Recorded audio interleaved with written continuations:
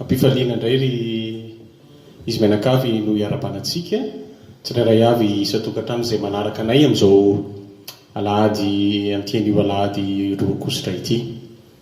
Dia araka ny tenin'ny tompo hoe tonono izy ny fiadanana ho an'izay tokantrano mampandray anareo. Dia manatanteraka an'izany izay dia manonona ny fiadanana ary kopakopa-tanana ho anareo. Dia faly izay mivady tafaraka amintsika indray antian'io ity araka ny fitarian'ny tompo amin'izao fotoana izao. Tsara Andriamanitra ary noho ny famindrapony no natao izao atsika. Tsy lanydritra zany ary mavaozy ny isa-maraina tokoa zany. Velonay ianao afaka midera azy. Hivavaka isika, apetraka isika amin'ny tompo izao fotoam fahafahana an'io izao ny fandarana rehetra izay ho atao. Fitaovana fotsiny izay mivady eto amin'io fa ny fotoana dia ny fanamasina an'Andriamanitra fotoana izao. Koa manasanao hiary hivavaka isika, mivavaha. Tsy isarery ny hivavaka fa manasanao koa hivavaka ny toerana ny tokantranonao izay misy anao. Dao ary hiary hivavaka. Andriamanitra lehibe tokoa ianao. Mahagaga tokoa ianao araka ny fiterana fanombohana nataonay teo. Mankasitraka anao izay fanamasina Andriamanitra lehibe avo toerana ianao. Masina indrindra ianao Andriamanitra. Indreto ny voary izay noharianao, mitsaoka anao. Natao tokoa izay hiteira ny anaranao masina. Misaotra ny amin'ny fahavelomana ny amin'ny tombonandro satria famindram-po zany, fahasoavana avy aminao anay zany izay mbola velonaina. Misy ireo tapitra ny diany, lasa izy miverina any aminao, izay mbola nomenao fotoana ahafahany mbola manao ny hazakazaka. Apetraka aminao Andriamanitra izao fotoana izao. Ny fiderana izay ho asandratray dia tsy ho ataonay ho anay fa nataonay hanomezana voninahitranao. Apetraka aminao ihany koa ny teny izay ho ampitondrainao ny mpanomponao amin'ity anio ity, mino izay fa manana teny mamoanay ianao. dia vangio zay fanamasana fantatra fa eto ianao fa ny fanatrehanao tsy ampy anay fa ny famanginao ny teny ilainay dia vangio koa ny isa tokantrano isam-baravarana na izanay iza manerana amin'izao tontolo manaraka anay amin'izao fotoana izao dia manao ny teryandriamanitra izay dia fitaovana fotsiny ampio izay nendritena azy izay nomena voninahitra faoka ny anaranao ihany amin'ny anaranao tompo amen.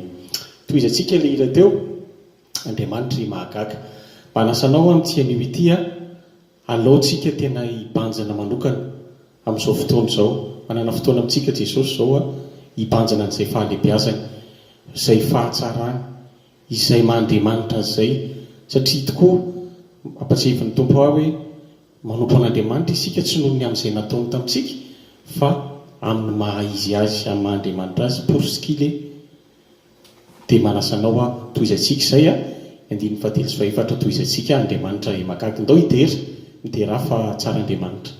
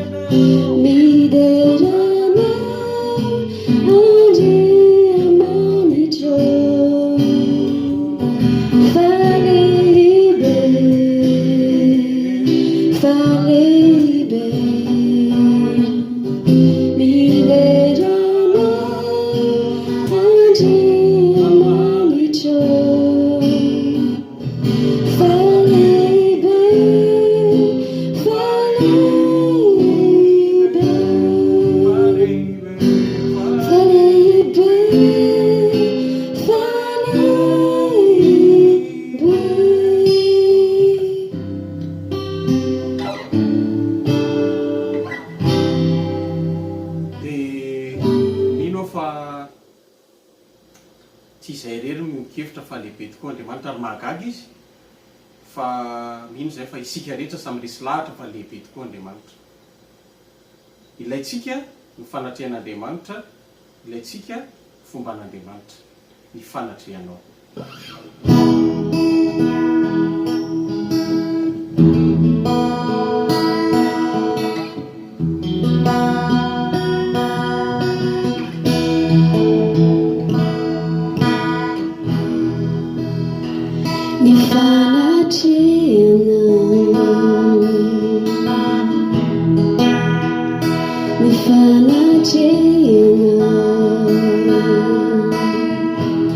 Tuni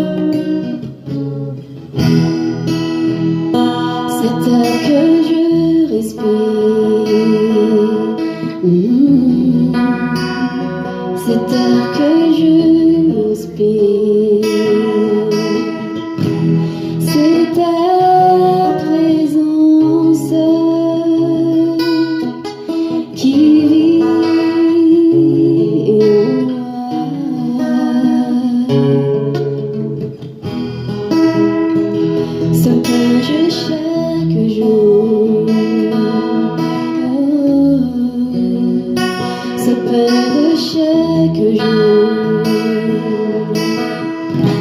C'est ta parole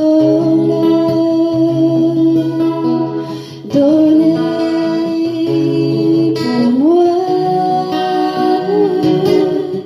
et moi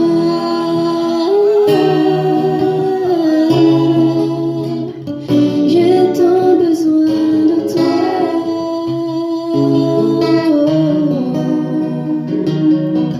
et moi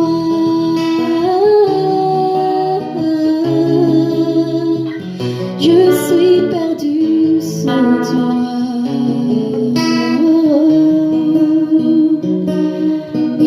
Et moi,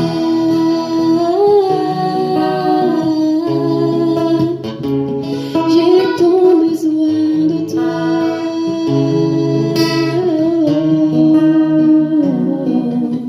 Et moi,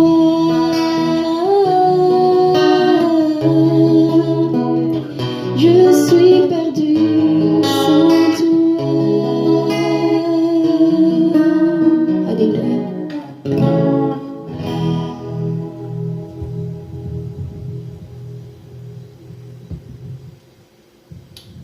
dia ilayntsika tokoa ry havana amin'izao lalan-danitra raha tsika izao ny fanatrehan'Andriamanitra, famangin'Andriamanitra, satria dera foana fa manam-potoana manana fotoana ny zavatra rehetra, manana teny ho ahy izao ny tompo anio.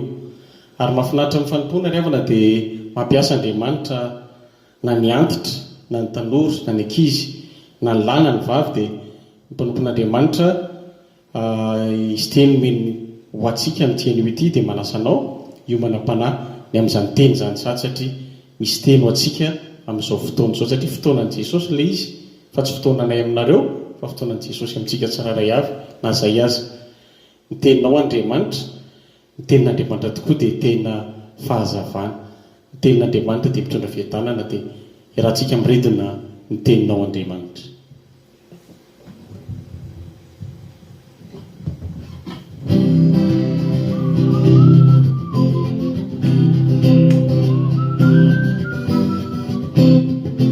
Teninao Andriamanitra, iady fitiavan-dehibe. Teninao mandresy lahatra, manakantsakana izay maniry. Ampianaro ao tompo ao, hanambara ny fitiavanao. Hanompo anao Andriamanitra, sambatrao raha eo anilanao. Ampianaro ao tompo ao, hanambara ny fitiavanao. Hanompo anao Andriamanitra, sambatrao raha eo anilanao. Teninao Andriamanitra, hazavana manjo-piaka, fiadanana mafapo ho an'ireo izay mankato. Ampianaro ao tompo ao, hanambara ny fitiavanao. Hanompo anao Andriamanitra, sambatrao raha eo anilanao. Ampianaro ao tompo ao, hanambara ny fitiavanao. Hanompo anao Andriamanitra, sambatrao raha eo anilanao. Raha eo anilanao.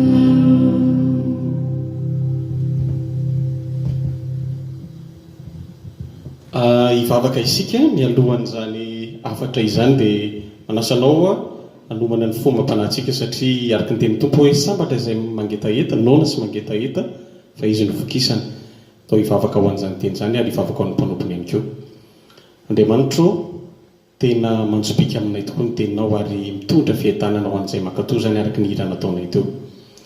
Andriamanitra, marina ianao, mbola vonona indray izay Jesosy amin'ity anio ity hiaino anao, araka ny teninao hoe nataon'ny Samoela tamin'izany fahazaza hoe nitenena Jehovah ao fa vonona ny haino anao ny mpanomponao. Dia mbola niteny niantso an'i Samoela ihany ianao, dia mbola namerina ihany izy hoe mbola mitenena Jehovah ao fa vonona ny haino anao ny mpanomponao. ary indreto ny mpanomponao rehetra na iza misy anay na ny aty Amerika avaratra na ny any Eropa na ny any Madagasikara na ny any amin'ny toeran-kafa dia Andriamanitra ray ianao ary rainay ianao amin'ny alalan'i Jesosy. Mitenena ny mpanomponao ary ny fanahinao masina hamangy azy ary ampiteny azy fitaovana fotsiny izy, fitaovana fotsiny ihany koa izay mihaino fa ianao no ivony, ianao tokoa ny ivony izao rehetra izao ary omena ianao hatrany ny dera Jesosy mihaja izay fanao hatramin'izay. Amin'ny anaranao tompony naovana izany vavaka izany. Amen.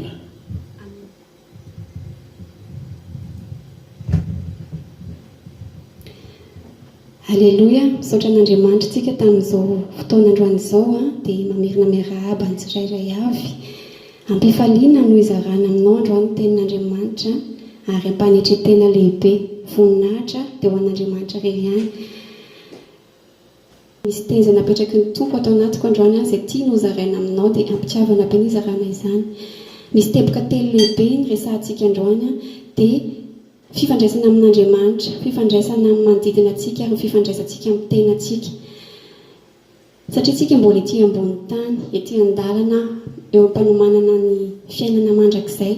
Tsy hoe miaina irery tsika ety ambony tany fa mbola maro ny zavaboary mifanerasera amintsika. Dia tian'Andriamanitra zaraina amintsika androany. Teboka voalohany fifandraisana amin'Andriamanitra. Ozy ny amin'ny Genesis toko voalohany 17 hoe Andriamanitra nahary izao tontolo izao tahaka ny endriny. Dia sy fantatsika loatra izany ten'Andriamanitra izany. Andriamanitra loharan'ny porantsika. Tian'Andriamanitra patsahivina anao androany fa ianao io dia avy amin'Andriamanitra. Andriamanitra ny rainao, izy ny loharano no ipoiranao, nahary anao izy. Ary teo ny ray aman-dreninao niteraka anao fa afaka tsy misy ianao fa nisafidy Andriamanitra hoe misy ianao matoa misy. Ny olona mety miteny hoe zaza tsy nampoziny ianao. Diso izany, Andriamanitra nampisy anao ary ilaina ianao matoa misy sarobidy amin'Andriamanitra ianao. Mety ianao mihitsy no miteny hoe tsisy dikany ahy e. Zaho hoe dia tian'Andriamanitra. Ohatr'izao ve ny fiainako raha tian'Andriamanitra? Olom-poana misy manao an'izany fiteny izany. Androany Andriamanitra miteny aminao hoe sarobidy aminy ianao, tiany daholo ny voariny rehetrarehetra. Ary ninona miseho amin'ny fiainanao misy antony daholo ny zavatra rehetrarehetra. Misy zavatra mahazo ny olona tsirairay. Fomba fitondran'ny olona fomba fitondran'Andriamanitra ny olona tsirairay dia samihafa, manana planina izy amin'ny olona tsirairay. Ao koa tsapanao androany izany valeur izany hoe manana ray ianao ambony ao, nisafidy izy ny hampisy ianao. Ao koa tsapanao androany ny valeur an'izany hoe tianao Andriamanitra. Mety efa henonao foana izany teny izany fa aoka isokafinao mihitsy ny fonao androany hoe ny antony havelomanao dia ilay rainao ambony ao, ilay dadanao ambony ao. Efa voasoratra ny dadanao daholo aneny momba ny fiainanao tsy ny dadanao ety an-tany. Dadanao ety an-tany mety manana faniriana izy hoe afaka herintaona ty zanako ty hianatra, afaka 10 taona ty zao, afaka 10 taona ty hanambady, afaka mamisavisa izy fa Andriamanitra rainao no afaka mamaritra hoe zao no avin'ity olona ity.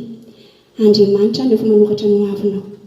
Mba manahoana fifandraisanao amin'Andriamanitra? Zay ny afatra androany amin'ny teboka voalohany hoe karakaro tsara ny fifandraisanao amin'ny rainao. Tena zava-dehibe ry zareo ny fifandraisana amin'Andriamanitra, ny rainao ambony ao. Izany hoe raha te hanakaiky amin'ny rainao ianao, te hanakaiky amin'ny dadanao ianao, mila miresaka matetika. Ianao raha manana namana akaiky, tsy hoe namanao akaiky vetivety fotsiny eo izy fa misy fifaneraserana atao dia misy fifandraisana. Raha te hifanakaiky amin'Andriamanitra ianao dia mila miresaka matetika amin'Andriamanitra, amin'ny dadanao. Mivavaka aza mitsahatra ozy ny tenin'Andriamanitra. Raha te ho akaiky an'Andriamanitra ianao, tsy aleo ve mifandray amin'ilay loharano mipoiranao? Tsy aleo ve mifandray akaiky amin'ilay miazona ny ampitsinao, mampahery anao jereo ny fifandraisanao amin'ny rainao, amin'ny Andriamanitra. Araka voalazana eo amin'ny Galatiana toko 4:4-7 hoe zanany ianao fa tsy mpanompo. Teny aminao Andriamanitra androany sokafo fonao hoe tsy mpanompo anie ianao, tena zanany ianao, pailova amin'ny Kristy ianao. Afaka miantso anazy ianao hoe dado, papa maniry ve ianao ny ahitany papahanao any an-danitra? Maniry ve ianao na nidova ny lanitra miaraka amin'ny Kristy? Tandremo fa tsy hoe rehefa malala anazy tsika zao hoe fantatr' zao fa manana ray ao an-danitra, tsy hoe rehefa mahafantatra anazy akory dia hoe tafiditra ny lanitra daholo, fa dia ampatsiahako Andriamanitra androany marina hoe dadanao izy, fa ozy ny tenin'Andriamanitra hoe tsy ahitany tompo izay tsy manam-pahamasinana, masina Andriamanitra. Raha maniry andovan'ny lanitra ianao, tsy ampy fahafantaranao hoe misy Andriamanitra. Ao koa voasoratra ao amin'ny boky ny fiainana ny anaranao, ao koa vita fihavanana amin'Andriamanitra ianao, ary mila fandray akaiky amin'Andriamanitra dia miala amin'ny ratsy fanaonao. Mampahery anao androany, atsarao amboary ny fifandraisanao amin'Andriamanitra androany, mety mbola tsy ampy. Matoa Andriamanitra miteny androany, mety mbola misy tokony hatsarainao fifandraisanao amin'Andriamanitra. Omeko ohatra anankiray ianao, raha misy rangahy anankiray rehefa velona izy, rehefa mbola velona izy dia manoratra ny listan'ny mpandovany hoe reto zazy reto mandovana, mety misy tsy zanaka naterany soratany eo amin'ny listan'ny mpandova azy. Ka rehefa tonga ny fotoana hoe jerena hoe izavy ny listan'ny mpandovan'ity olo rangahy ity, dia tsy hoe izay olona rehetra mahafantatra anazy rehetrarehetra hoe za mahafantatra an'io rangahy io fa andovan'io koa, dia fa izay voasoratra ao amin'ny listan'ny mpandova amin'ny mandova. Te hiteny aminao Andriamanitra hoe ao koa voasoratra ao amin'ny boky ny fiainana ny anaranao, fa tsy izay mahafantatra an'Andriamanitra rehetra no tafiditra ny lanitra sy andovan'ny lanitra. Ao ka ho anisan'ireo voasoratra ao an-danitra ny anaranao. Ahoana ozy izy ianao ny atao? Mety efa voasoratra ny anarako ozy izy ianao, fa Andriamanitra mampatsiahy hoe tandremo sao dia efa voafafa ny anaranao, satria ozy ny ten'Andriamanitra hoe ny helokareo mampisaraka anareo amiko. Ao ka ho jerenao ny relationao amin'Andriamanitra androany, avozy androany. Mety misy olona toa anahy taloha za tena tsy mahafantatra ny valeur an'izany hoe manana an'izany hoe dada ao an-danitra izany. Tsy azoko loatra ilay valeur taloha, tsy mivavaka ihany fa tsy tena akaiky an'Andriamanitra. Mandeha ho azy teo fotsiny ny fiainako, fa noho ny sokafan'Andriamanitra masom-panahiko dia tena tsapako hoe tena lehibe ny fitiavan'Andriamanitra. Tsy tahaka ny araka ny eritreretintsika olombelona akory, fa tena lehibe ny fitiavan'Andriamanitra antsika. Tena tiako izy, voninahitra ho anazy reriany. Dia nanomboka teo rehefa hoe nanakaiky an'Andriamanitra, na dia tsy mendrika ary dia tsapako hoe lovainy ny zavatra rehetrarehetra. Ary Andriamanitra tsy lavitra fa ao anaty mihitsy. Ozy ny ten'Andriamanitra hoe tiavan'i Jehovah Andriamanitra ao amin'ny fonao sy ny sainao rehetra. Dia matoky an'Andriamanitra, efa fantatr'Andriamanitra no avoko rehetrarehetra. Na olana, na fahoriana dia misaotra anazy foana, fa na tsy fantako azy no avoko, na tsy fantatro azy izay avoaka ny rapitso sy izay avoaka ny afaka herintaona, dia matoky an'Andriamanitra. Izy ny raiko, izy ny nakinako ny fiainako rehetra. Tiako lazaina aminao hoe fifandraisana amin'Andriamanitra ny zava-dehibe indrindra. Izy no antony fisianao. Imagineo ane misy fiara anankiray ao am-panina, dia izay nanorina ny fiara iny tsy afaka tsoina eo. Raha ohatra hoe misy olana iny hoe tsisy mahavaly eo olana, mpamorona ny fiara iny sisa mety solution, tsy afaka tsoina eo iny, mety impossible zany. Fa Andriamanitra ilay namorona anao raha sendra am-panina ianao, raha sendra misy olana ianao, afaka tsoinao foana Andriamanitra ao anatinao izy. Rainao izy sady tianao, mahafantatra ny détail rehetra ny fiainanao izy, mahafantatra ny hoavinao izy.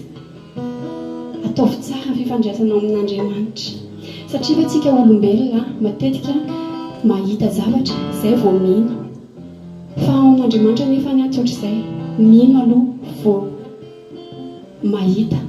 Ozy ny ten'Andriamanitra hoe raha mino ianao dia ho hitanao voninahitr'Andriamanitra. Ninona mahazo anao amin'izao fotoana izao, ninona miseho amin'ny fiainanao, solution dia fifandraisana tsara amin'Andriamanitra rainao. Tompony ianao izy, tadiavo izy mihoatra ny zavatra hafa rehetra. Raha mitady vola mafy ianao, mitady fifaliana mafy ianao, ataovy mihoatra noho izany ny fitadiavana an'Andriamanitra, fotoana tokanao an'Andriamanitra. Mivavaka aza mitsahatra ozy ny ten'Andriamanitra. Imagineo koa aminay meko ohatra anankiray ianao, misy mpanjaka anankiray miteny aminao hoe tiako ianao, ao ianao atsangako zanaka, ataoko isan'ny mpandova ianao, dia anahoana fifalianao, na hoe président no miteny anao an'izany, président république hoe ao ianao ataoko zanaka dia mandova anahy. Fa eto Andriamanitra miantso anao hoe ilay Andriamanitra tsara indrindra, ilay mendrika indrindra, miantso anao hoe andao ianao andova ny lanitra, andao ianao sy raha ataoko amin'ny boky andova lanitra ianao amaiky ve ianao androany mety efa mikolokolo ny fifandraisanao amin'Andriamanitra mety efa ozy ianao efa voasoratra ny an-danitra ny anaranao aoka androany ianao iverina ifantoka kely dia hoe sao dia sanatria efa voafafa ny anarako amin'ny boky fiainana manantona an'Andriamanitra androany rehefa mikolokolo ny ara-panananao ianao dia tsara izany mba toiso raha mbola matsapa ianao hoe tsy akaiky an'Andriamanitra atsoly izy androany tena tianao izy dia melamy raha tsy fanaonao mety anatriany izay rehetra mahazo anao zao na ny fahalemenao mety anatriany amin'izao fotoana izao za manokana dia rehefa nifandray akaiky tamin'Andriamanitra dia niova ny fiainako misy fiainana vaovao amin'izao fotoana izao tsika hivavaka ho anao izay mikatsaka fiainana vaovao resy Jesosy ny antsoina ho avoaka ny anaty lavaka ianao amin'izao fotoana izao raha sendra tafalatsaka malala ianao tiana ianao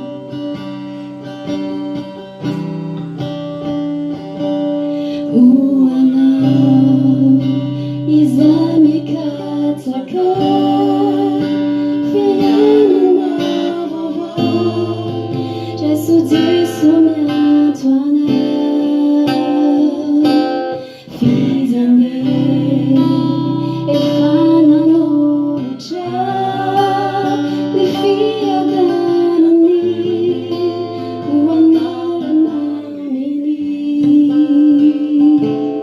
ho anao izaho mikatsaka fiainana vaovao Jesosy miantso anao izany efa nanolotra ny fiadanany ho anao maminy malalany samy mivavaka amin'izao fotoana izao Andriamanitra misaotra anao izay efa mbola afaka mivavaka aminao misaotra anao izay efa nady tsy mendrika azy izahay dia mbola tianay ianao misaotra anao fitiavanao misaotra ny zavatra rehetra mankasitraka tompo fa nady tsy nitsinona azy izahay dia mbola mahazo anjara fahasoavana mahazo anjara famonjena mivavaka izahay tompo amin'izao fotoana izao dia ifandray aminao bebe kokoa mba tia andova ny lanitra mba tia nakaiky ianao bebe kokoa izay tianay hoe ifandray aminao bebe kokoa izay ianao no tompony fisinay ianao no tompo zavatra rehetrarehetra misandrata amin'ny avindrindra raha io raisinay ianao amin'izao orainay ho tompo sy mpamonjy ny fiainanay manjaka tompo midina ato anatinay tsirery avy mamenoanay tiana ny avray relation aminao izay zany fahasambarana indrindra ho mifono aminao izay raha na médecine ny fitondranao mifono aminao izay raha misy tsy mety nataonay mamela tompo an'io olona izay manantona anao amin'izao fotoana izao ho an'izay olona mibebaka androany tompo dia amindray foana kely izay tompo manaiky aminao izay raha eo trotro eo mitratra anao izay ianao ny loharan'ny poirana ianao ny antenenay ianao ny anankinany amin'ny fiainana rehetra manaiky izay manomboka androany miteny izay androany anatsara fifandraisanay aminao izay manomboka izao tianao izay Andriamanitra raiso izahay misaotra Jesosy misaotra anao raha io alleluia rehefa raisin'Andriamanitra ny fifonatsika raisin'Andriamanitra ny fangatatsika manaiky izy ifandray amintsika efa zany miriny amintsika vonona izy amin'ny fahasoavana atsika fahasoavana tsy lany mamy ao amin'Andriamanitra ataontsika ilay hira hoe fahasoavana feo mamy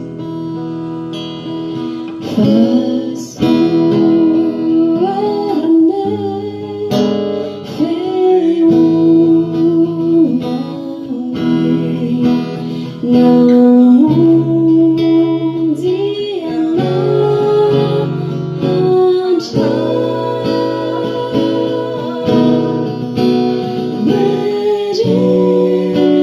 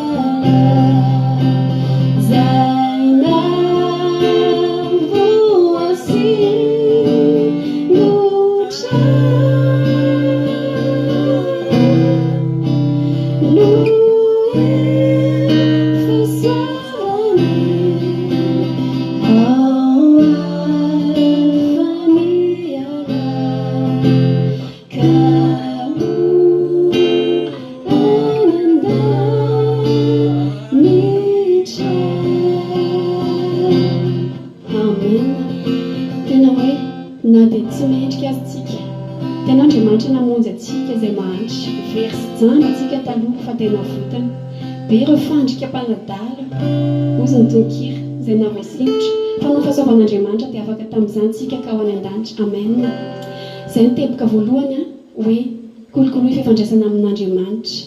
Hidikitra ny teboka faharoa tsika dia ny fifandraisantsika amin'ny manodidina atsika satria miarabelona amin'ny karazana olona maro tsika aty ambonin'ny tany tsy afa miala amin'izany tsika fa Andriamanitra mampanatra atsika hoe ny zavatra tokony ataontsika ety an-tany fa tsy tonga ho azy ety an-tany tsika nandray fahasoavantsika satria voavonjytsika inona izany tokony ataontsika ozy ny tenin'Andriamanitra ao amin'ny Efesianina 5 hatramin'ny voalohany ka hatramin'ny farany afavakavakinao fa tia nazaraina aminao dia hoe aoka nahaka an'Andriamanitra ianareo amin'ny mazanaka malala anareo ary mandehana mandraika hariva amin'ny fitiavana.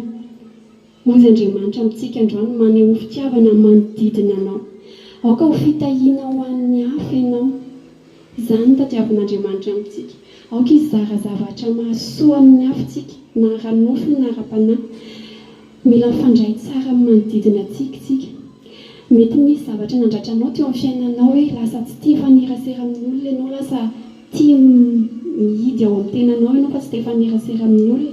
Andriamanitra no mamiteny amintsika hoe maneho fitiavana manodidina anao ary mangatà ositra avy amin'Andriamanitra ahaizanao mitia ny hafa. Mety sarotra izany satria samy manana ny toetran'ny olona sy ny ady hatrehana.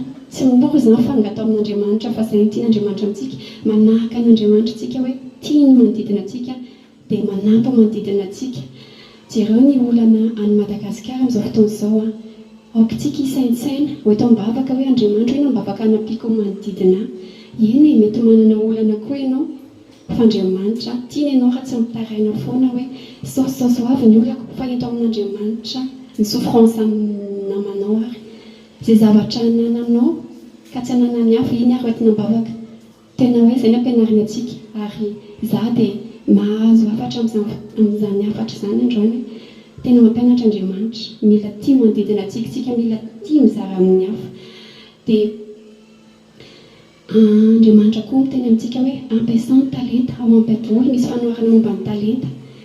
Aza komparena amin'ny hafa ny talentanao.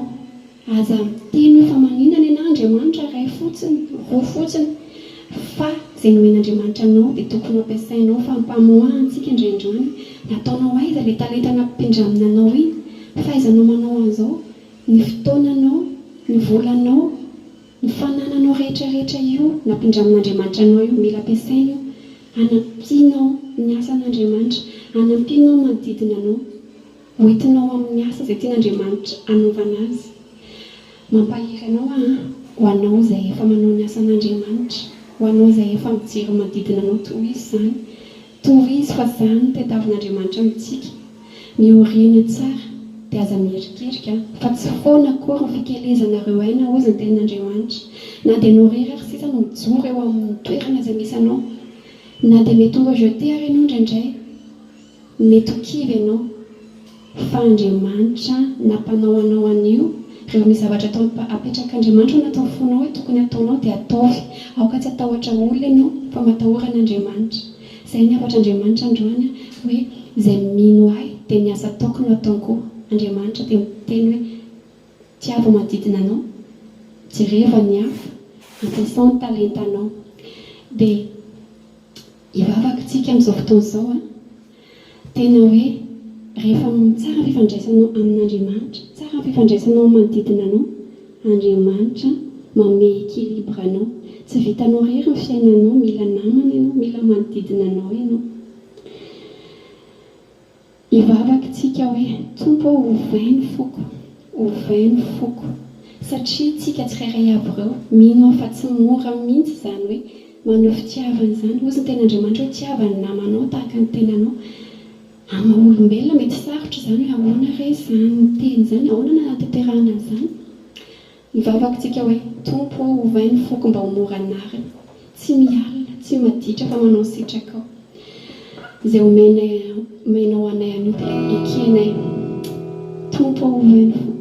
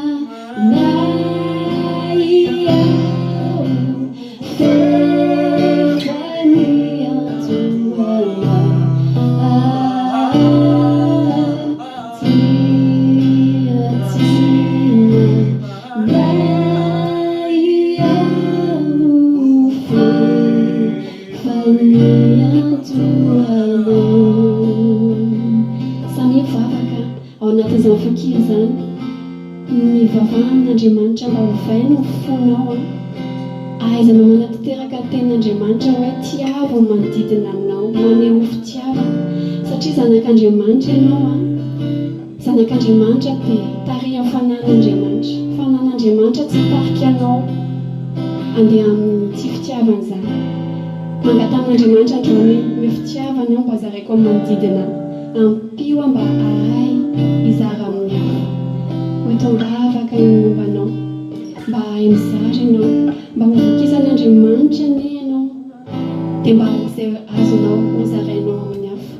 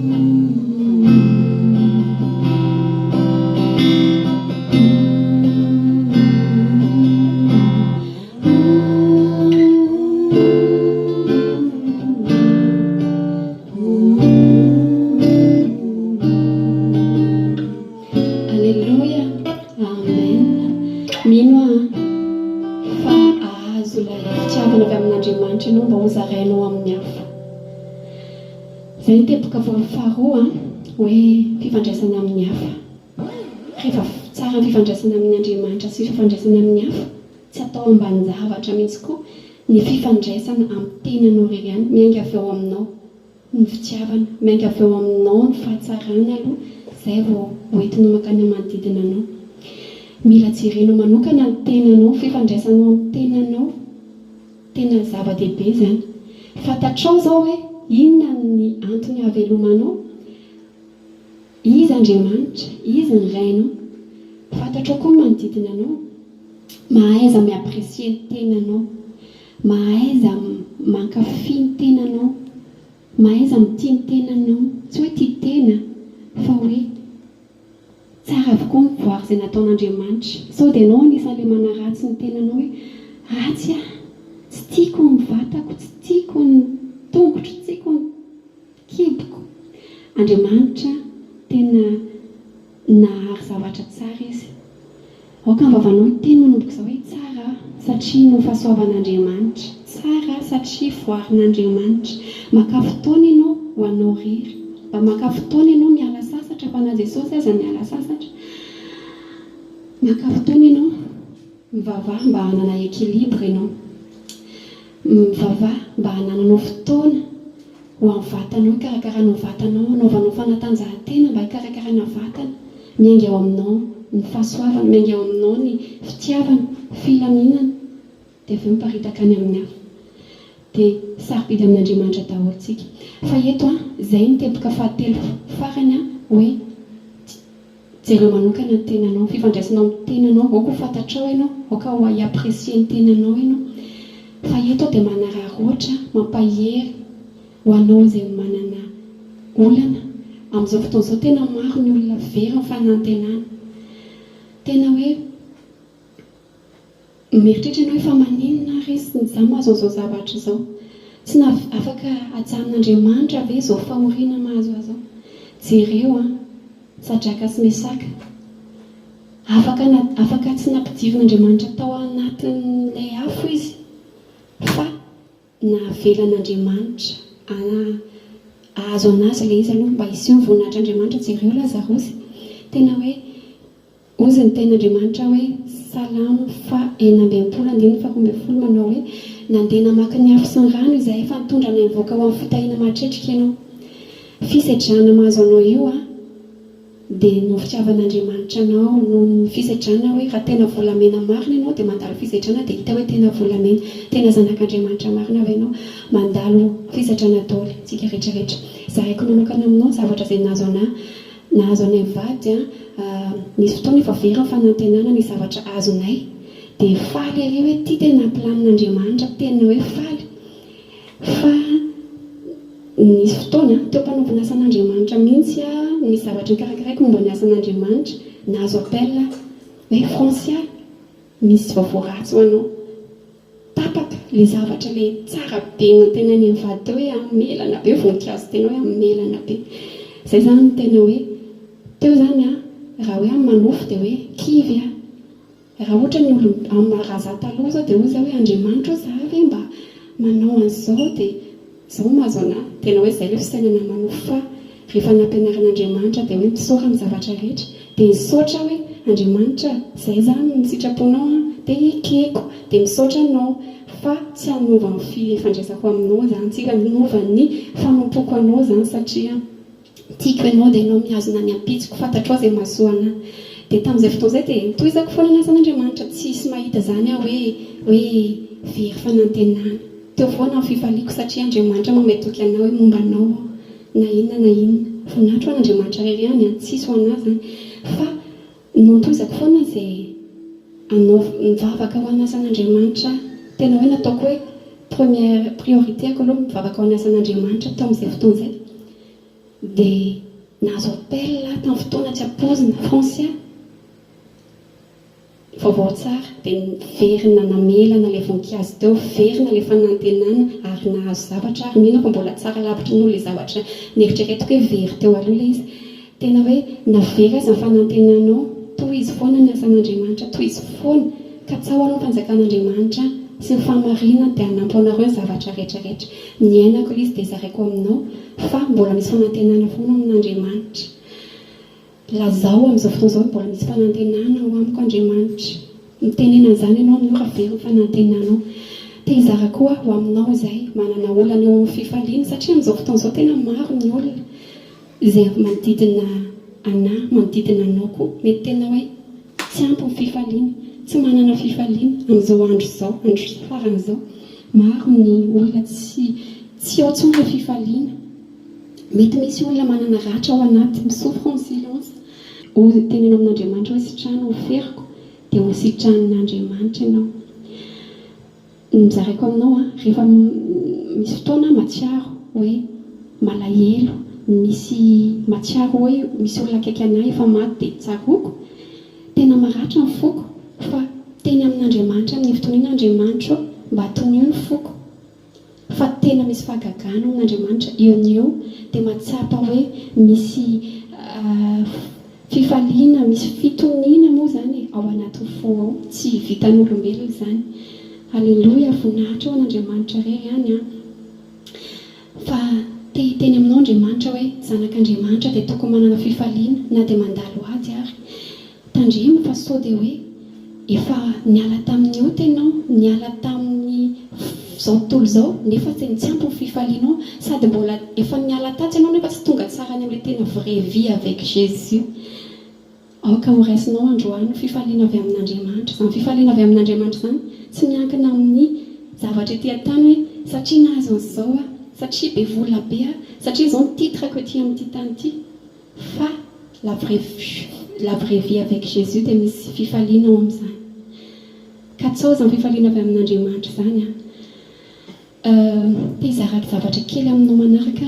Nisy namana izay resaka tamiko tamin'ity herinandro ity momba an'izany fifaliana izany satria nandalo ady izy dia tena hoe raha maha-olombelona dia tena kivy ny olana eo amin'ny tokantrano, eo amin'ny ray aman-dreny, fa ny fampizara moa izay fampahery dia tena resy lahatra izy ary rehefa nataony hoe priorité Andriamanitra mialohan'ny zavatra rehetrarehetra, Andriamanitra aloha mialohan'ny zavatra rehetrarehetra dia hoe miezaka manakaiky an'Andriamanitra izy dia na dia eo aza ny olana dia tena hoe natsapa fifaliana anaty izy, anaty fidirana an'Andriamanitra, anaty mivavaka mahazo fifaliana rehefa miaraka amin'Andriamanitra mampahery anao afaka miverina aminao fifaliana io.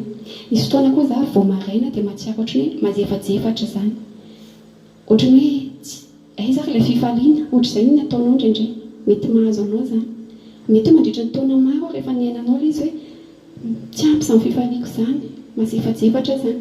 Androantsika dia ho ravaravainsika amin'ny anaran'i Jesosy ny tsy fifaliana rehetra, ny fahaverezan'ny fanantenana rehetra, iverina izay rehetra maty, izay rehetra efa maina, iverina ho velona, iverina amelana indray, iverina fifalianao. Ny alahelo dia misolo fanantenana ao amin'Andriamanitra. Tsy midika hoe tsy handalo ady mihitsy, fa araka ny teneniko teo na misy ady sy olana ary dia afaka mikarite fifaliana ao anatinao Jesosy. Dia hivavaka tsika amin'izao fotoana izao hoe mba hiverenao fifalianao, hiverenao fanantenanao. Jesosy miteny indray mandeha fotsiny izy hoe mitsahara ary rivotra sy rano dia mitsahatra zany. Andriamanitra miteny hoe misy mazava dia nisy mazava, aoka azavanao ianao androany. Amin'ny anaran'i Jesosy nanapatapahantsika androany ny aizina rehetra ao anatintsika mba azo fifaliantsika.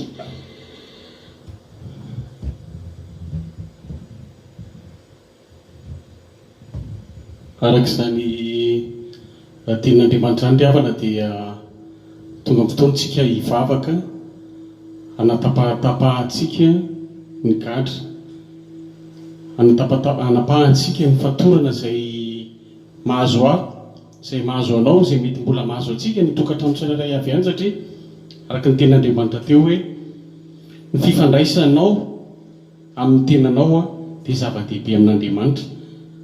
Ary fotoana izao hivavahana mazava ny tenin'Andriamanitra teo dia manasanao hiary hivavaka amiko. Ianao mahafantatra tsara io zavatra mahazo anao io zavatra mangeja anao io. Mety fahalemena ve io mahazo ahy io? Mety ota ve? Mety aretina ve?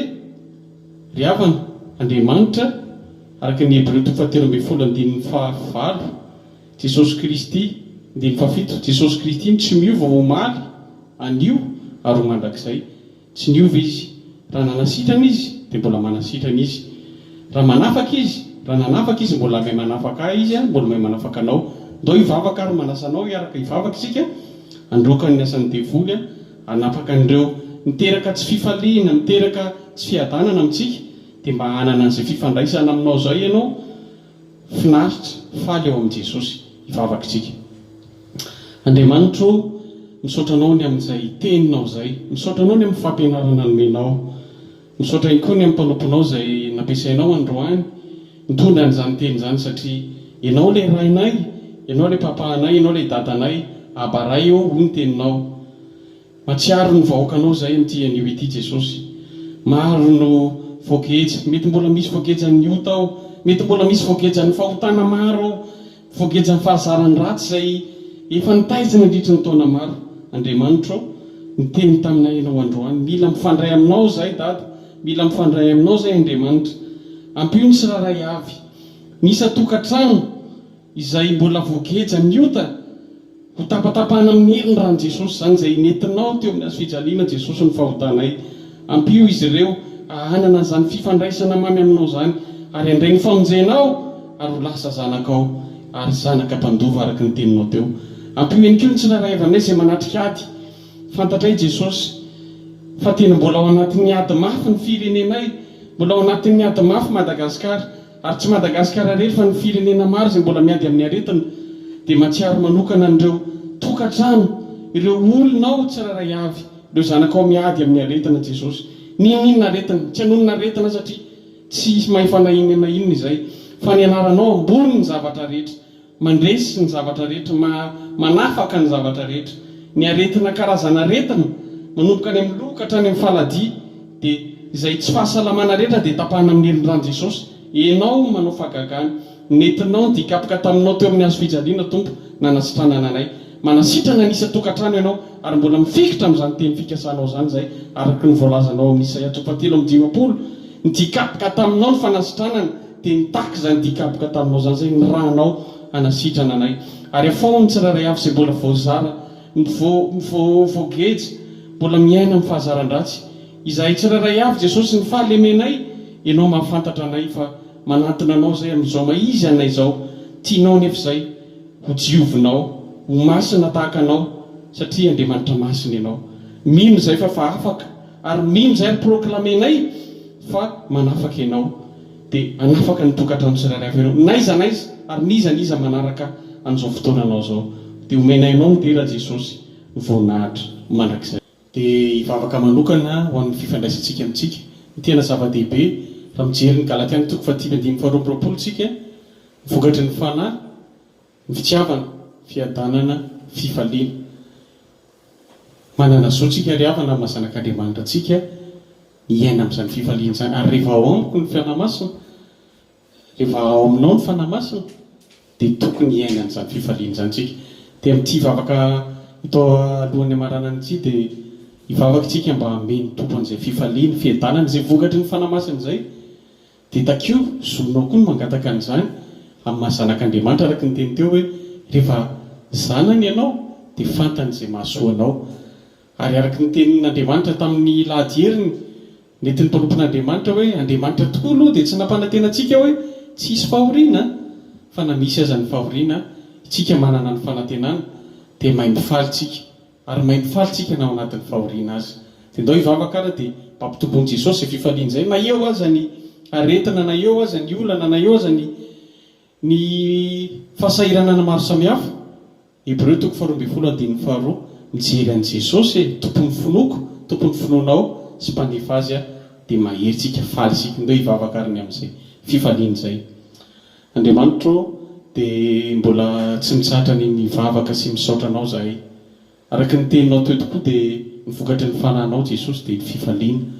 Maro aminay Jesosy no efa miaina tsy miaina am-pifaliana, ary tsy vitsy zany Jesosy, ary fantatrao zany, ary matoa ianao mitarika anay amin'izany vavaka manokana mba hiaina ny tsiraray avy amin'ny fifaliana izany.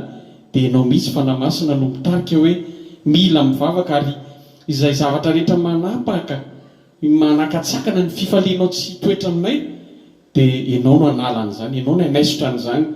Ary ny isa tokantrano Jesosy naizanaiza manaraka an'izao fotoananao zao, dia ny fanahin'ny fifalianao dia tena hifaly anie zay eo aminao hoe, ary nandalo olana izay araka ny fizarana nataonay teo, fijoroana vavolombelona natao, misy zavatra efa nientreretina maty tokoa kanefa novelominao, ary tsy ny mahafaty azy no ialan'ny fifalianay aminao, fa ianao manome fifaliana maharitra. Ary ianao rehefa fifaliana nomenao dia maharitra, tsy misy zavatra mandalo fa tena mitoetra ary maharitra ny zavatra menao.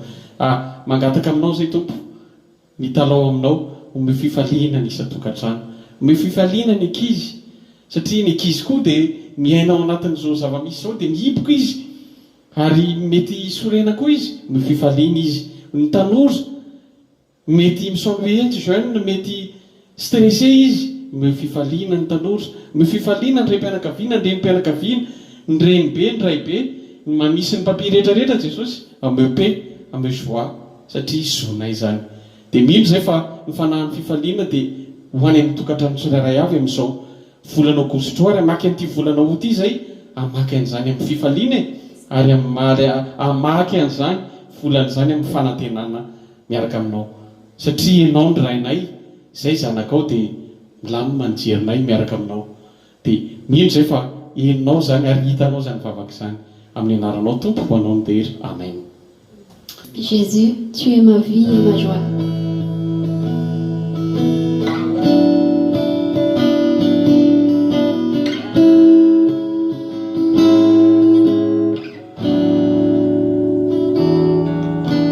Jésus, tu es ma vie et ma joie. Tout ce qui est bon me vient de toi. Tu es la source de mon bonheur, l'espérance de ma vie. Jésus, tu es ma vie et ma joie. Avertis ça. Jésus, tu es ma vie et ma joie. Tout ce qui est bon me vient de toi. Tu es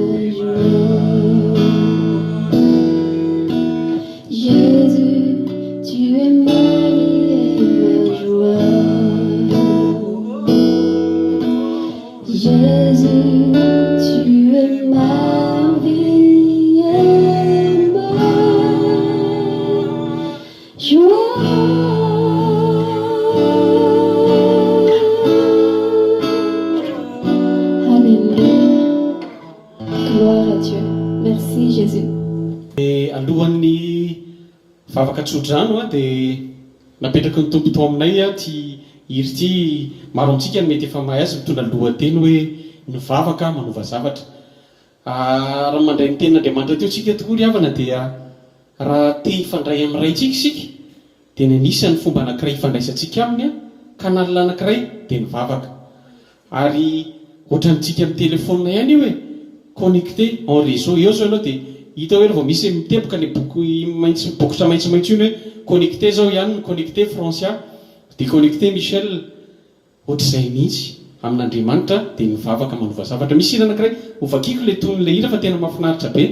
Raha ispito ozy manarona anao niady sy loza tsy napozinao dia minoto koa fa ny vavaka no manova zavatra. Zay ny andininy voalohany. Andininy faharoa dia hoe ny vavaka mba mivavaha ho an'ireo izay very. Io le fifandraisana amin'ny hafa.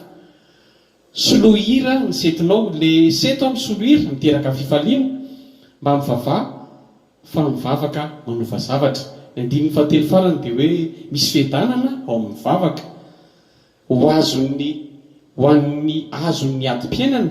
Mandalo ady ianao, misy fiadanana ao amin'ilay vavaka. Minoto koa ary averiny foana le finoana fa ny vavaka manova zavatra. Raha hainao le hira dia ndao hiara hira, raha tsy hainao le hira dia ndao hiara iompo-poa, iaraha miompo-poa amin'ny fanahy aminay fa ho ataontsika le hira ty ary mino isika fa nova zavatra Andriamanitra amin'ny fiainanao. Raha manaiky ianao hivavaka hiresaka amin'Andriamanitra tsy tapaka, manaiky ianao ihany koa hijery ireo manodidina anao sy hanatsara ny fifandraisanao amin'ny tenanao. Ny vavaka manova zavatra. Ndao azy.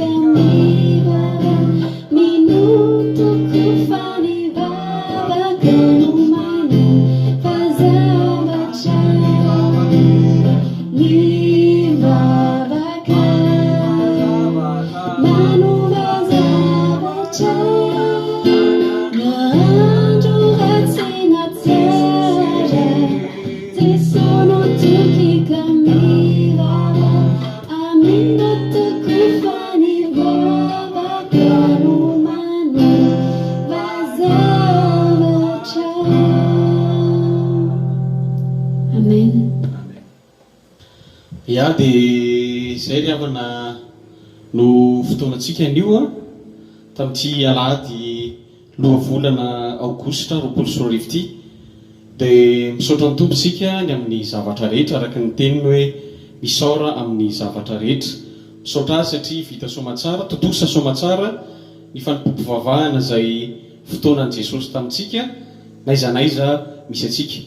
Manaraka izany dia makasitraka manokana anao, ianao io mihitsy hoe mantara ianao za ve tena ianao mihitsy no isaorana akasitrahana niaraka taminay tamin'ity fotoana anio ity, satria fotoanan'i Jesosy dia izay mivady dia ny androany dia fitaovana fotsiny izay.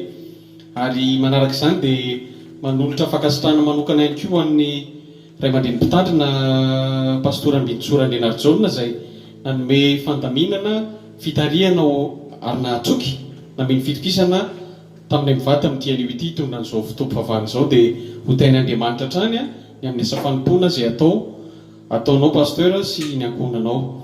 Dia ny fotoanantsika manaraka sitrapon'Andriamanitra raha mbola tsy miverina Jesosy dia amin'ny alahady amin'ny herin'ny anio, alahady 7 aogositra 2024.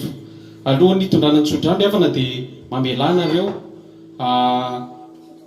amitina ny tenin'Andriamanitra izay nentin'ny mpanompon'Andriamanitra teo. Teloka anankitelo mazava ary nandray ahy za dia misaotra ny tompo fa tena nomeny. Misy zavatra tian'Andriamanitra amboarina io fifandraisanao fifandraisantsika aminy.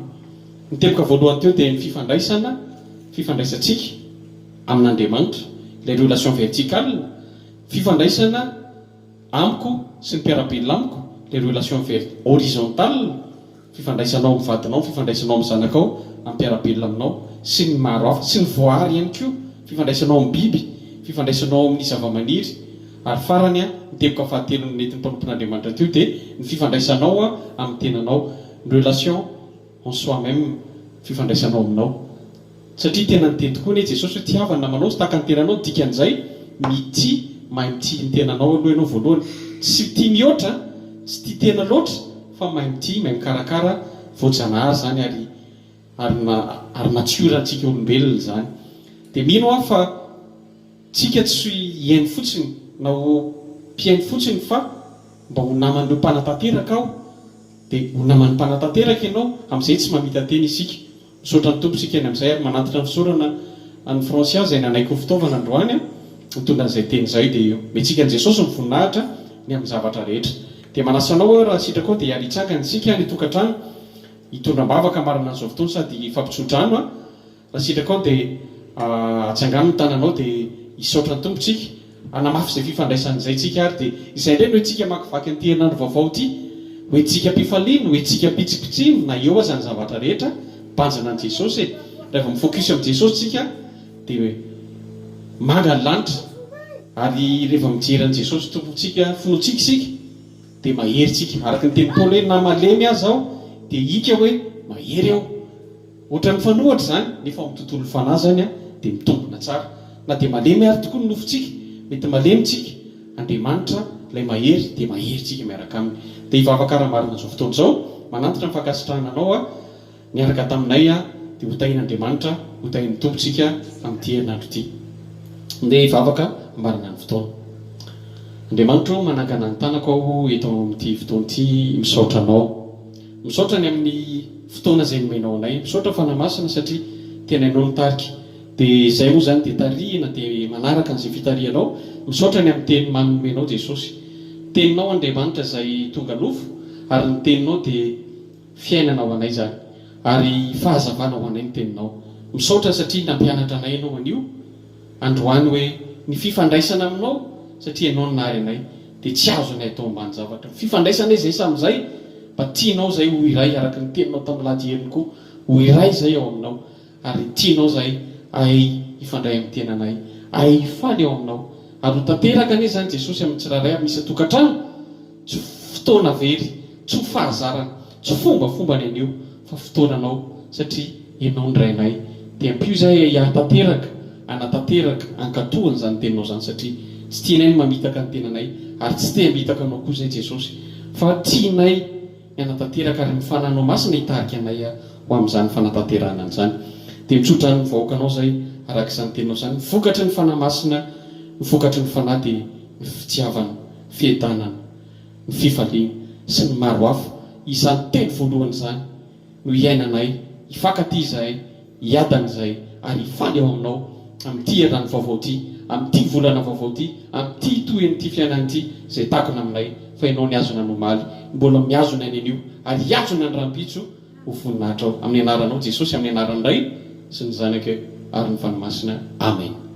Dia mankasitraka tompoko dia mametraka ny fiadanan'ny tompo aho manam-pena tompoko. Jésus, tu es ma vie et ma joie. Tout ce qui est bon me vient de toi. Tu es la source de mon bonheur, l'espérance